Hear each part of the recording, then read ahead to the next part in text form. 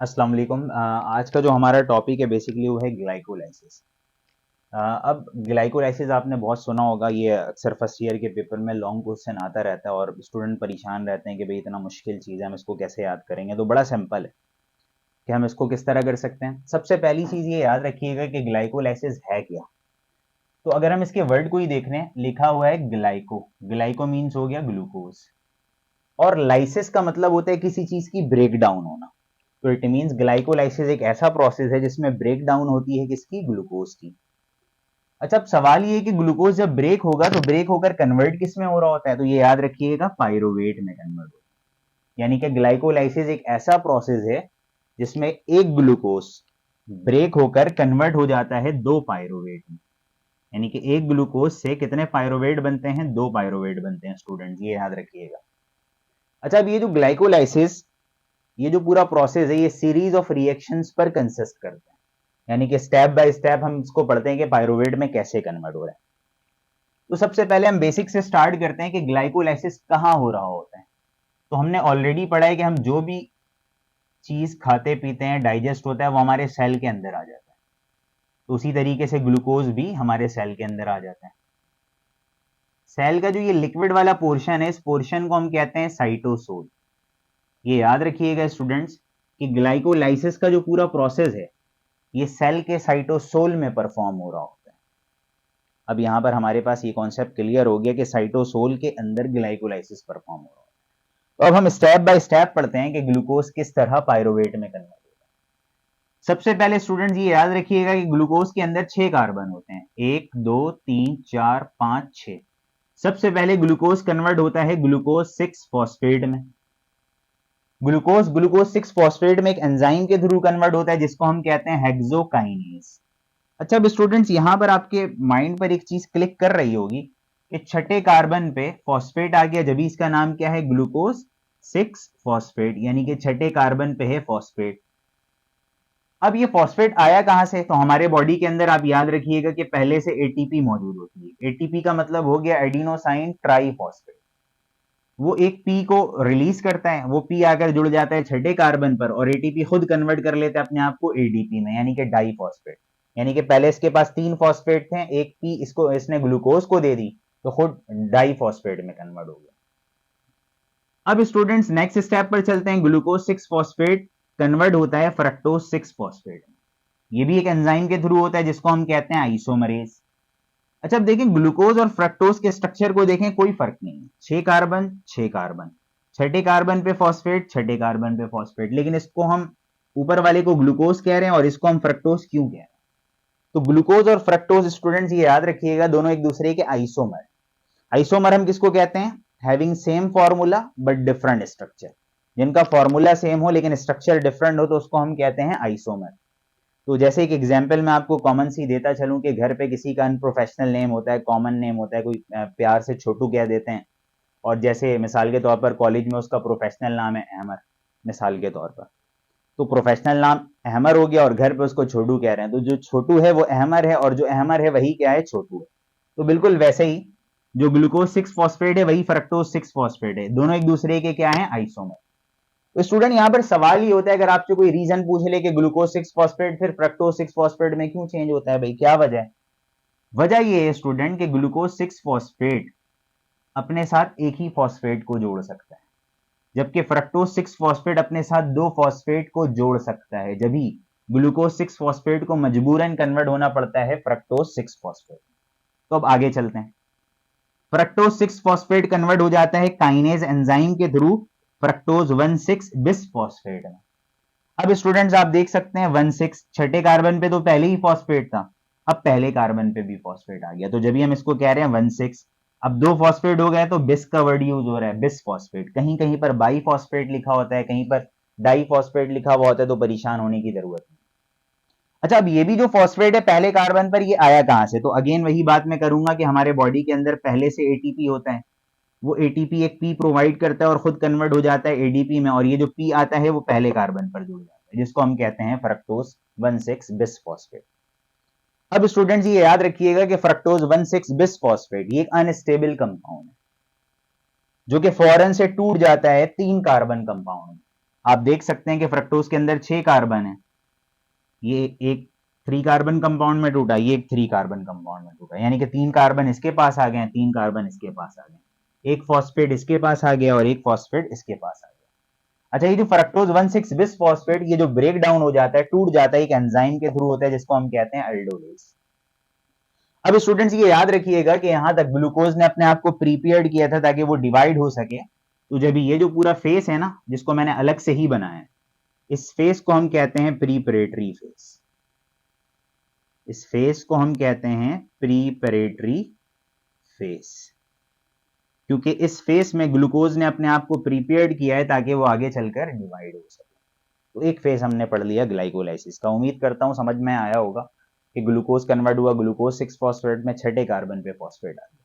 Glucose 6 phosphate convert हुआ fructose 6 phosphate में, दोनों एक दूसरे के आइसोमर हैं, लेकिन मजबूरन फ्रक्टोज 6 फॉस्फेट इसलिए बना ताकि एक और एक फॉस्फेट को जोड़कर फ्रक्टोज 1,6 बिस फॉस्फेट में कन्वर्ट हो सके।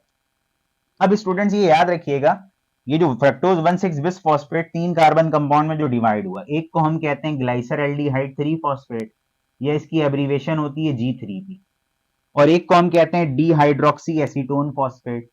इसके अंदर भी 3 कार्बन है, इसके अंदर भी 3 कार्बन है, दोनों एक दूसरे के आइसोमर है, यानी कि आइसोमर का अगेन वही मतलब हो गया, सेम फॉर्मूला होता है बट डिफरेंट स्ट्रक्चर होता है।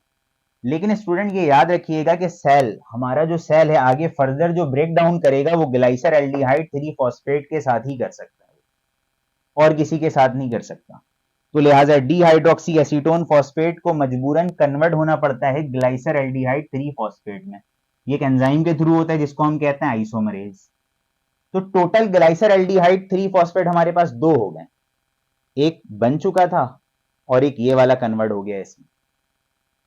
तो अब हमारे पास ग्लाइसर एल्डिहाइड 3 फॉस्फेट हो गए 2, तो हमने यहां पर 2 लगा दिया। अब हर चीज 2 आएंगे, ये भी 2 होगा, ये भी 2 बनेगा, ये भी 2 बनेगा, ये भी 2 बनेगा, ये भी 2 होंगे, और पायरुवेट भी 2 बनेंगे। अब स्टूडेंट्स हम आगे चलते हैं। अब ग्लाइसर एल्डिहाइड 3 फॉस्फेट जो यहां पर बना है टूटकर, वो आगे फर्दर कन्वर्ट होता है 1,3 बिस फॉस्फोग्लाइसरेट में। ये भी प्रोसेस एक एंजाइम के थ्रू होता है, इस एंजाइम को हम कहते हैं डिहाइड्रोजिनेस। हर स्टेप में एक एंजाइम काम करेगा, ये याद रखिएगा। अब यहां पर अगर आप खुद जरा सा फोकस करें, देखें, तो तीसरे कार्बन पे तो फॉस्फेट था, लेकिन अब पहले कार्बन पे भी फॉस्फेट आ गया, तो हम एक फॉस्फेट जोड़ लेंगे। अब सवाल ये है कि फॉस्फेट कहां से आया। अगेन आपके दिमाग में वही चलेगा कि एटीपी यहां पर भी यूज हुई होगी, नहीं, यहां पर थोड़ा सा चेंज है। हम जो डाइट में फॉस्फेट लेते हैं यानी कि इनऑर्गेनिक फॉस्फेट, वो फॉस्फेट आकर ऐड होता है पहले कार्बन, तो ये बन जाता है 1,3 बिस फॉस्फोग्लाइसरेट। एक चीज की सोल्यूशन हमें मिल गई। अब ग्लाइसरेट बन गया, यानी कि ग्लाइसर एल्डिहाइड से ये ग्लाइसरेट हो गया, इट मींस यहां पर हाइड्रोजन भी रिमूव हुआ है। अब ये स्टूडेंट याद रखिएगा कि हमारे सेल के अंदर पहले से मौजूद होता है NAD पॉजिटिव, ये आता है हाइड्रोजन को लेता है और कन्वर्ट हो जाता है NADH में, यानी कि इस स्टेप में हाइड्रोजन रिमूव हुआ, जब ये ग्लाइसर एल्डिहाइड कन्वर्ट हो गया किसमें, ग्लाइसरेट में कन्वर्ट हो गया स्टूडेंट्स। अच्छा, अब हर चीज 2 है यहां पर, तो NAD प्लस भी 2 आए होंगे और NADH भी 2 बने होंगे, ये याद रखिएगा स्टूडेंट्स। अब हम आगे चलते हैं। देखिए 1,3 बिस फॉस्फोग्लाइसरेट अब कन्वर्ट हो जा रहा है 3 फॉस्फोग्लाइसरेट में, यहां पर भी एक एंजाइम काम कर रहा है, उसको हम कहते हैं काइनेज। यानी कि इट मींस यहां पर आपको ऐसा महसूस हो रहा है, लग रहा है कि पहले 1,3 बिस फॉस्फोग्लाइसरेट था, यानी कि तीसरे और पहले कार्बन पे फॉस्फेट था, लेकिन अब इसके सिर्फ थर्ड कार्बन पे फॉस्फेट है। ये फॉस्फेट निकला है तो गया कहां है। अब यहां पर स्टूडेंट याद रखिएगा कि हमारे सेल के अंदर एडीपी भी मौजूद होता है, वो एडीपी आता है, आने के बाद ये फॉस्फेट को लेता है और कन्वर्ट हो जाता है एटीपी में। कितने आए होंगे एडीपी, 2, और एटीपी भी कितनी बनी होगी, 2। अब यहां पर एटीपी जो कंज्यूम हुआ था वो बनने लगा, तो इट मींस के 1,3 बिस फॉस्फोग्लाइसरेट कन्वर्ट हो गया 3 phosphoglycerate by the removal of phosphate. उसको एक्सेप्ट किया किसने, एडीपी ने, और खुद कन्वर्ट हो गया एटीपी में। अब स्टूडेंट नेक्स्ट स्टेप में चलते हैं हम, 3 फॉस्फोग्लाइसरेट अब कन्वर्ट हो रहा है 2 फॉस्फोग्लाइसरेट में। ये भी एक एंजाइम के थ्रू होता है जिसको हम कहते हैं म्यूटेज। अब दोनों में फर्क देखें, 3 फॉस्फो है और 2 फॉस्फो, यानी कि पहले तीसरे कार्बन पे फॉस्फेट था, तो अब किससे कौन से कार्बन पे फॉस्फेट है? दूसरे कार्बन। बस अपनी पोजीशन को फॉस्फेट क्या कर लेता है? चेंज कर लेता है। अब हम नेक्स्ट स्टेप पर आते हैं, फॉस्फोइनोल 2 फॉस्फोग्लाइसरेट एक एंजाइम की मदद से, जिसको हम कहते हैं एनुलेस, कन्वर्ट हो जाता है फॉस्फोइनोल पायरोवेट। इस प्रोसेस के दौरान वाटर के 2 मॉलिक्यूल भी रिलीज होते हैं। जब ये 2 फॉस्फोग्लाइसरेट कन्वर्ट हो गया किसमें? फॉस्फोइनोल पायरोवेट में। अब स्टूडेंट नेक्स्ट स्टेप में आते हैं, फॉस्फोइनोल पायरोवेट, पायरोवेट काइनेज एक एंजाइम के थ्रू फाइनली पायरोवेट में कन्वर्ट होता है। अच्छा, अब यहां पर देखें फॉस्फो का वर्ड गायब हो रहा है, तो फॉस्फो का मतलब गायब हो रहा है, तो इट मींस फॉस्फेट यहां से भी निकल रहा है, तो इसको कौन एक्सेप्ट करेगा? एडीपी, और एक्सेप्ट करने के बाद कन्वर्ट हो जाएगा किसमें? एटीपी में। हर कुछ 2 है तो ये भी 2 आएगा और ये भी 2 बनेगा, यानी कि यहां पर भी एटीपी बन गया और फाइनली पायरोवेट बन गया। अच्छा, इस स्टेप को पूरे देखें, यहां से लेकर यहां तक ये जो पूरा फेस परफॉर्म हुआ है, यहां पर पहली स्टेप में हाइड्रोजन रिमूव हुआ। हाइड्रोजन का रिमूव होना स्टूडेंट कहलाता है ऑक्सीडेशन। तो जब भी हम इस फेस को क्या कहेंगे? ऑक्सीडेटिव फेस कहेंगे, ये याद रखिएगा, ऑक्सीडेटिव फेस कहेंगे। तो इट मींस ग्लाइकोलाइसिस के 2 फेसेस हैं। प्रीपरेटरी फेस में ग्लूकोज अपने आप को प्रीपेयर्ड करता है ताकि डिवाइड हो सके, और ऑक्सीडेटिव फेज में रिमूवल ऑफ हाइड्रोजन होता है, जब भी हम इस फेज को ऑक्सीडेटिव फेज कहते हैं। और फाइनली फिर एट द एंड आकर हमारे पास 2 पायरोवेट मिल जाते हैं। एक ग्लूकोज से हमारी बॉडी को 2 पायरोवेट मिलते हैं। इस पूरे प्रोसेस को हम कहते हैं ग्लाइकोलाइसिस। लेकिन इस पूरे ग्लाइकोलाइसिस के परफॉर्म होने की वजह से हमारा क्या फायदा हुआ? अब स्टूडेंट्स ये याद रखिएगा कि अगर हम फायदे की बात करते हैं, तो यहां पर एक एटीपी कंज्यूम हुआ, यहां पर एक एटीपी कंज्यूम हुआ, यानी कि अगर हम देखें तो 2 एटीपी इस ग्लाइकोलाइसिस को प्रोसीड करने के लिए हमारी बॉडी ने खर्च किया, कंज्यूम किया। लेकिन रिजल्ट में हमें क्या मिल रहा है? 2 एटीपी यहां पर बनकर मिल रहा है और 2 एटीपी यहां पर, यानी कि 4 एटीपी फॉर्म हो रही है। यानी कि हर बिजनेस में आप यही चाहेंगे 2 लाख रुपए लगाएं तो 4 लाख रुपए तो निकल कर आए, तो वही हुआ यहां पर। फिर उसके बाद आप देखें एक और एक चीज हमें मिली है, ये NADH2 भी बने हैं। कितने NADH2 बने हैं? 2, ये भी फॉर्म हुआ है। तो इट मींस ग्लाइकोलाइसिस के दौरान टोटल 2 नेट एटीपी हमारी बॉडी को मिलती है और 2 NADH2 मिलते हैं। ये दोनों ही क्या है? एनर्जी रिच कंपाउंड है, जो हमारे बॉडी के डिफरेंट फंक्शंस को परफॉर्म करने के लिए बॉडी यूज करती है।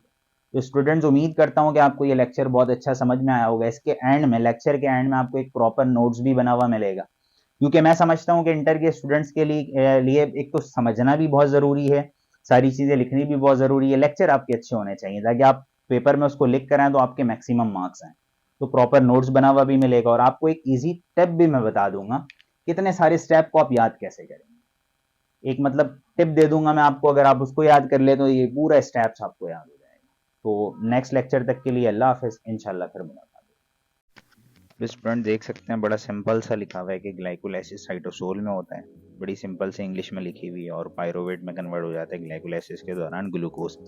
और इसके 2 फेसेस हैं, प्रिपरेटरी फेस और ऑक्सीडेटिव फेस, जैसे कि मैंने आपको बताया। फिर अगर हम प्रिपरेटरी फेस की बात करते हैं तो बिल्कुल सिंपल सा वर्डिंग लिखा हुआ आप देख सकते हैं कि ग्लूकोज पहले ग्लूकोज 6 फॉस्फेट में कन्वर्ट हुआ, फिर ग्लूकोज 6 फॉस्फेट से फ्रक्टोज 6 फॉस्फेट में कन्वर्ट हुआ, फिर फ्रक्टोज 6 फॉस्फेट से फ्रक्टोज 1,6 बिस फॉस्फेट में कन्वर्ट हुआ, फिर ये डिवाइड हो गया ग्लाइसरल्डिहाइड 3 फॉस्फेट में और डिहाइड्रोक्सी एसीटोन फॉस्फेट में, एक एंजाइम के थ्रू जिसको हम कहते हैं एल्डोलेस। और जो दोनों हैं एक दूसरे के आइसोमर्स हैं, तो जब भी हम इसको क्या कहेंगे? प्रिपरेटरी फेस कहेंगे।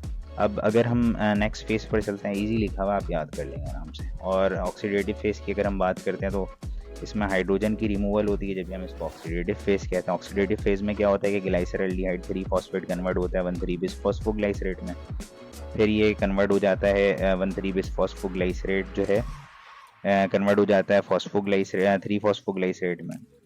फिर ये नेक्स्ट स्टेप में फिर ये 3 फॉस्फोग्लाइसरेट कन्वर्ट हो जाता है 2 फॉस्फोग्लाइसरेट में, और 2 फॉस्फोग्लाइसरेट फिर कन्वर्ट हो जाता है फॉस्फोइनोल पायरोवेट में by the removal of water. और फिर फाइनली पायरुवेट बन जाता है। At the end of glycolysis क्या फ़ायदा होता है हमें? नेट गेन होती है 2 ATP की और NADH की, जो कि एनर्जी रिच कंपाउंड है, हमारी बॉडी यूज़ करती है उसको डिफरेंट बॉडी फंक्शंस के लिए। स्टूडेंट्स आप देख सकते हैं कि एक आसान सी ट्रिक भी मैंने आपको बता दी कि good girlfriend fill glass daily by 3 pack 2 pack and play ping pong. अगर किसी एक को भी आप बीच से पिक कर लेते हैं, जैसे कि फिल लिखा हुआ है, फिल F से स्टार्ट हो रहा है तो फ्रक्टोज 1,6 बिसफॉस्फेट। उसी तरीके से जैसे बीच से पिंग पोंग आ गया, पिंग पोंग का मतलब हो गया एंड में पायरुवेट। तो इस ट्रिक को लगाकर आप इसको लॉन्ग टर्म तक याद कर सकते हैं ग्लाइकोलाइसिस के।